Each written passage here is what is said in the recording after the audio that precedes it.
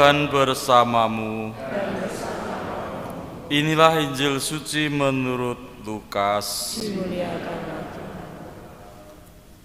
Sekali peristiwa, Yesus mendaki sebuah bukit untuk berdoa. Semalam-malaman ia berdoa kepada Allah. Keesokan harinya, ketika hari siang, ia memanggil murid-muridnya dan memilih dari antara mereka 12 orang yang disebutnya rasul.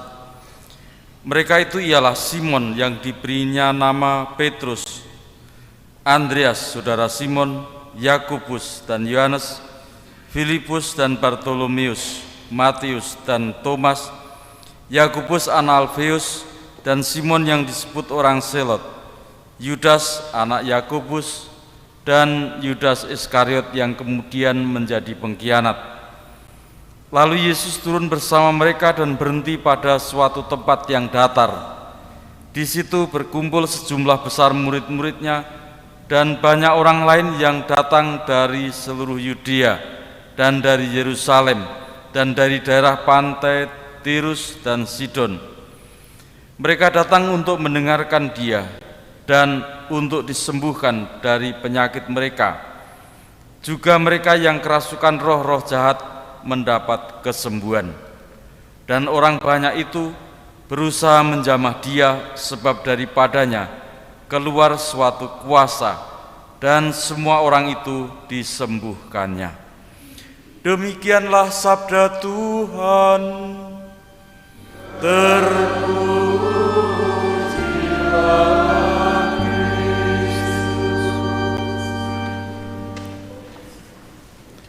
Paulus mengajak kita untuk tumbuh, hidup dan berkembang dalam Yesus.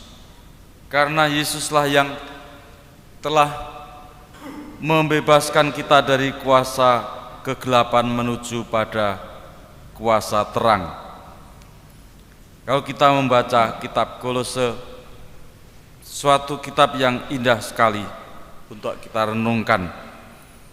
Bagaimanakah peristiwa pengalaman rohani yang dialami Paulus diwartakan, dikisahkan untuk menjadi suatu cermin bagi kita, sehingga kita bisa menikmati pengalaman rohani bagaimana manusia yang fana ini memperoleh pembebasan menuju kepada keabadian.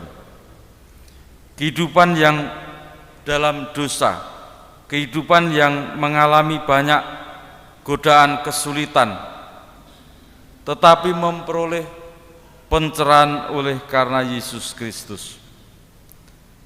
Sehingga bahasa-bahasa atau budaya-budaya yang ada saat itu dimaknai dalam Kristus.